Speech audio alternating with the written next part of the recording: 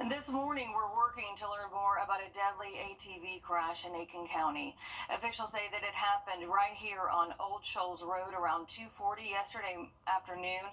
Troopers say that the ATV flipped over on the road, but they're not sure what caused that crash. Troopers say the driver was the only one on the bike and was pronounced dead on the scene. We are waiting to get the victim's name from the coroner. A young woman planned to celebrate her birthday with family this weekend, but now they're planning a funeral.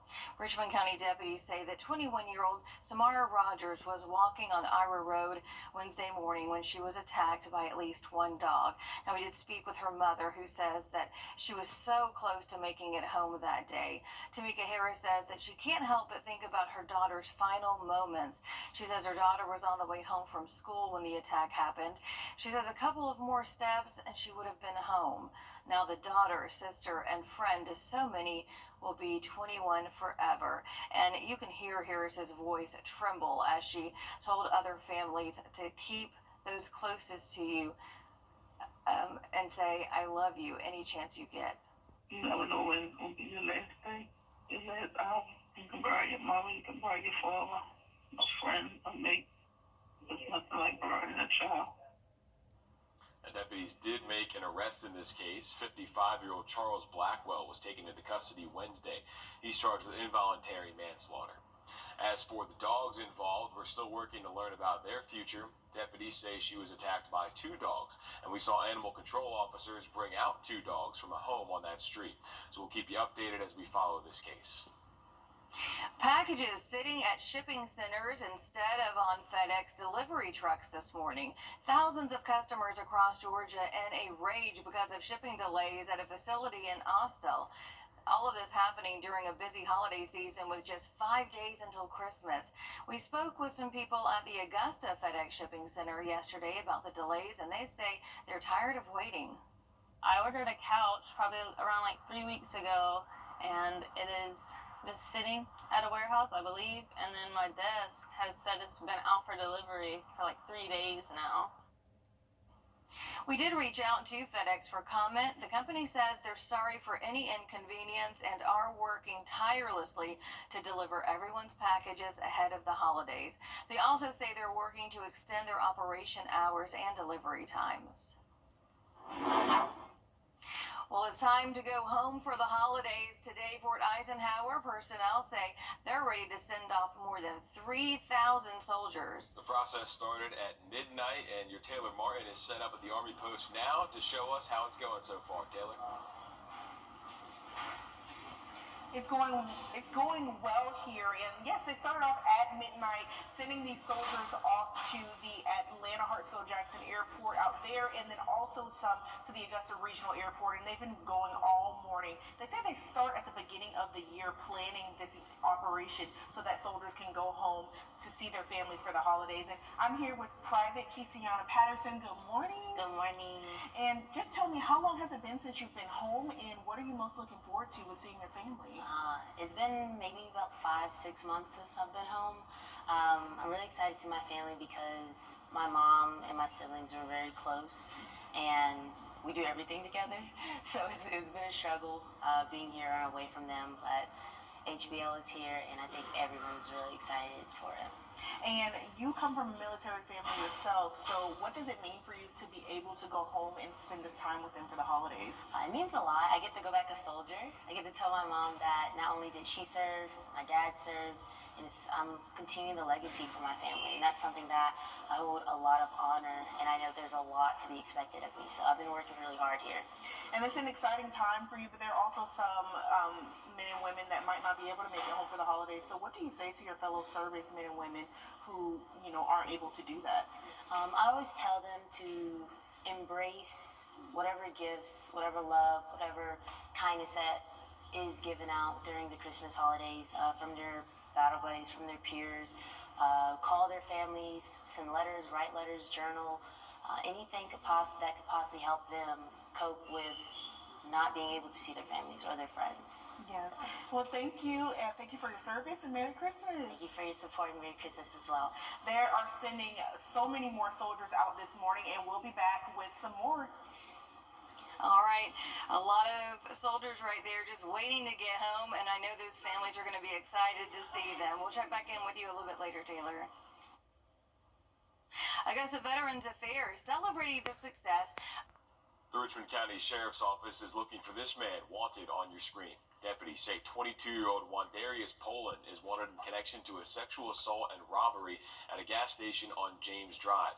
Authorities say Poland allegedly grabbed a woman, pinned her against the wall, and sexually assaulted her on December 11th. Officials say the victim's Cuban link chain was also stolen. They say Poland is known to hang around James Drive and Boykin Road. If you have any information on where he may be, call the Richmond County Sheriff's Office. Also in Richmond County, officials say a woman is wanted for questioning in connection to 2 runaway teen cases. Take a look here. This is 33-year-old Amber Tanksley on your screen. Officials say Tanksley is possibly living in Trinity Manor Apartments or Olmsted Homes. If you have any information on her, call the Richmond County Sheriff's Office. Again, Tanksley is wanted for questioning only at this time. Officials are warning you to think and look twice before shooting while hunting. Clarendon County officials say that 23-year-old Skylar McKenzie died after being shot Wednesday. The circumstances surrounding Mackenzie's death are still under investigation, but DNR is explaining what you should look out for while hunting to prevent any human deaths. You're an old deer. How many points does it have? Does it have any antlers? If you can't answer all those questions, you don't know if it's a deer. If people would do that 100% of the time, I would say most accidents would be prevented. He stressed wearing bright orange is another way to help keep people safe. Farrell also recommends having a map of where you're going so you don't accidentally trespass onto private property. An autopsy for Mackenzie has been scheduled for this weekend.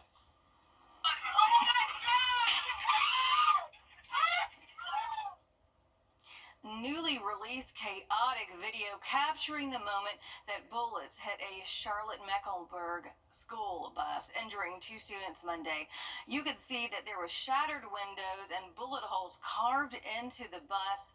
Officials say that the bus was filled with about 30 students and it was caught in an alleged drug shootout. Police say no students were hit by gunfire, just cuts from that broken glass. 20-year-old Pierce Lewis Bynum was denied bail yesterday in connection to that shooting. He faces assault and other gun charges. Well, we're looking out over the 13. It's been decades since the delivery and adoption of a girl by an Horry County firefighter. 13 years later, and now we're checking in on how things are going in their family. Take a look. I never envisioned, actually having a daughter. We are truly blessed, for sure. It's been 13 years since you've seen Mark Haddon and little Gracie, the Horry County firefighter who delivered a baby, not knowing she'd be part of their family forever. How has the last 13 years been? Oh my gosh. Where do we start? I just kind of wanted to, have a little bit of an update where people were like, oh, she's not a baby anymore. And this is a true success story because she's a big girl now, She's a teenager. Gracie is a thriving 7th grade honor roll student at St. James Middle School with a knack for playing sports. When I was little, I used to do gymnastics, swimming, a lot of dance, and now I play soccer. I'm defense on all my teams, and I love it so much. She also loves music and enjoys singing. Whether it's lip syncing with her dad or belting out solo. If you feel like you are not valuable. Gracie does it all. Most recently celebrating her 13th birthday in November with a shopping spree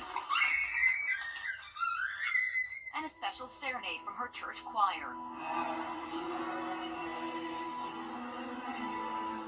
Mark took us back to the day he welcomed Gracie into his heart and his home as a freshly minted firefighter working the medic unit. No calls all day.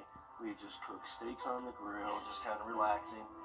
And it was slow because it's November. And sure enough, we get the call. Mark jumping into the back of the ambulance, quickly delivering a healthy baby girl. Because I had told the mom and the nurses that we would like to adopt, if that became an option.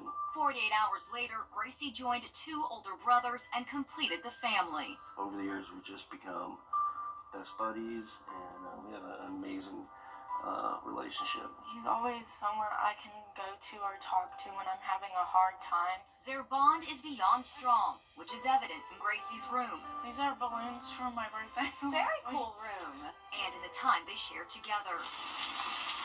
We go to the Hulk and run the Hulk a lot. And we do a lot of bike riding. We're always on an adventure. An adventure that started with one call that changed it all. You know, I've been telling people that, I brought her into this world, I can take her out.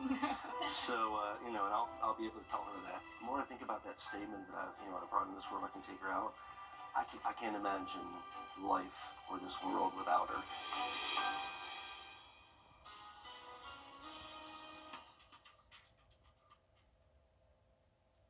You can bury your mother, you can bury your father, a friend, a mate. There's nothing like burying a child.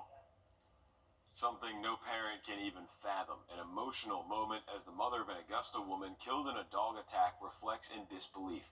Richmond County deputies say 21-year-old Samara Rogers was walking along Ira Road Wednesday morning when she was attacked. And that was Roger's mother, Tamika Harris, you just heard. We spoke with her over the phone yesterday, and you could hear the pain in her voice as she goes through what so many of us as parents fear, the loss of your child. She was so close to home. This is right down the street, a couple more steps, she would have been here. The final moments of her life. Harris says that Rogers had just turned 21 in November. Her mom says that she was supposed to celebrate this weekend, and now her family is planning her funeral. She had her entire life ahead of her. Harris says Rogers was going to school to become a nursing assistant. Now take a look at your screen. This is the man who is charged in this case, 55-year-old Charles Blackwell. He's charged with involuntary manslaughter. He was arrested the same day that attack happened, and right now we still don't know what animal control plans to do with those two dogs. Of course, we are keeping up with this investigation, and we'll update you as we learn more. Union members at an Alpharetta Amazon facility demanding better work conditions in what it's calling its largest strike ever against the company. The International Brotherhood of Teamsters says Amazon failed to negotiate a new contract by its December 15th deadline. Delivery drivers went on strike yesterday morning, less than a week before Christmas.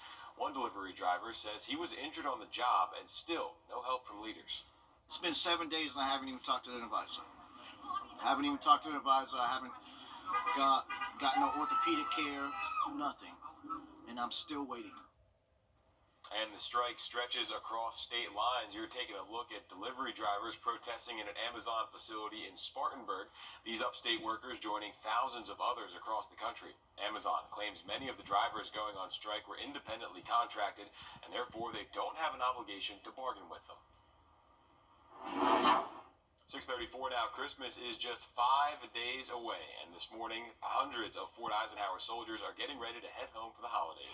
Family and friends are already lining up at the post, picking up around 850 service members on base. Post officials tell us that 3,000 soldiers are going to be spending the holidays with their families. And that is where we find your Taylor Martin joining us live this morning. Taylor, what are some of these soldiers looking forward to this holiday season as they head home? Well, actually, they're looking forward to being with their friends and family this holiday season and really just being able to savor that time before they head back here to Fort Eisenhower. And I have Private Erica Wilson with me this morning, who has a story of her own. So good morning. Good morning. How are you? I'm good. So just tell me, what is your story and why are you looking forward to being with your family for the holidays?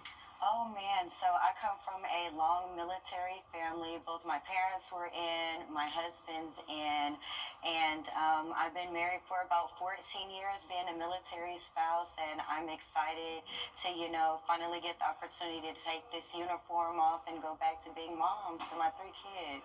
And what kind of significance does it have to you just this time of year, especially being away from your kids sometimes? I will say this is the first Christmas that I haven't been with my kids in a long time. So to be able to still get that opportunity to spend the holidays with them means the world to me right now. Now, what do you say to your fellow servicemen and women who might not be able to have that time this holiday season? I definitely say pick up the phone, call your families, check in on everyone, because now in 2024 we are in that technology age where you can still be present even when you aren't physically there. Well, Private Erica Wilson, thank you so much, and thank you to all of the servicemen and women for all you do for our country, and Merry Christmas to you and to them. Thank you. Merry Christmas. Exactly. We do want to thank them for their service. They've got to be getting excited right now, getting back home to their families and loved ones. Thank you, Taylor, live at Fort Eisenhower with that report.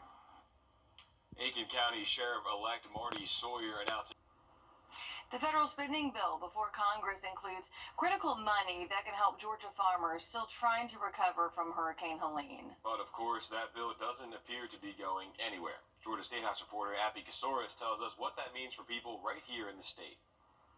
The state's agriculture commissioner says these last few years have been some of the hardest in history for Georgia farmers. Hurricane Helene decimating some farmers' entire crops. He says they can't wait any longer, and he's looking for funds from the federal government.